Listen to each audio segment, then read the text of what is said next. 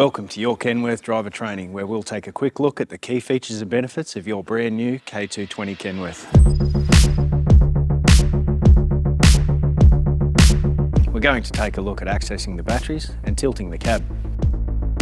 Should access to the batteries be needed, the redesigned cab steps and battery cover are now one unit. The rubber securing strap will need to be removed and the cover lifted slightly to clear the locating posts. Sliding the cover assembly out from under the cab will provide access to the battery units. Refitting the cover is just as easy. There's a locating channel down the back of the cover and the two locating points for the cover to drop over.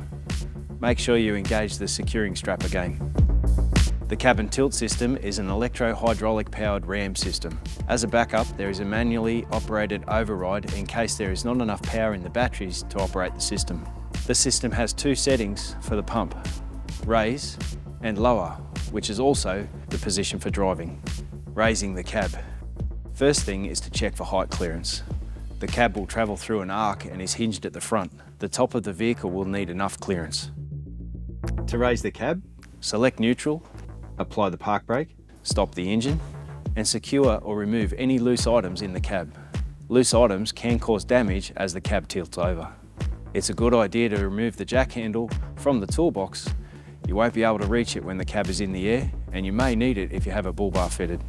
If a bull bar is fitted, undo the bull bar securing eye bolts, remove the toe pin and lower the bull bar.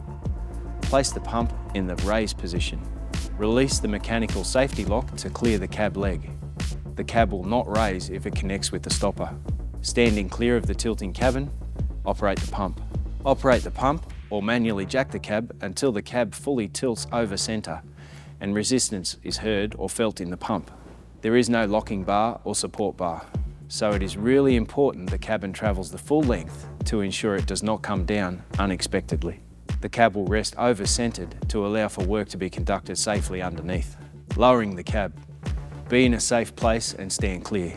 Make sure the travel path of the cab is clear of obstructions. Place the pump lever in the lower position and activate the pump or manually lower the cab with the jacking handle. Once the cab has reached travel position, make sure the cabin lock has engaged. There will be an audible clunk to indicate that this has happened. Visually check the lock is engaged with the locking leg. Continue to operate the system until the ram has fully retracted and resistance is felt or heard in the pump. Raise the bull bar, insert the towing pin and replace and tighten the eye bolts. Place the jacking handle back in the toolbox. When raising the cab, the last moment of travel will be under the weight of the cab. There'll be a bit of a drop. When lowering the cab, the last 10 centimetres of travel will also be another drop. This helps the locks engage and locks the cab in place when driving. For more information, visit kenworth.com.au or visit your local dealership.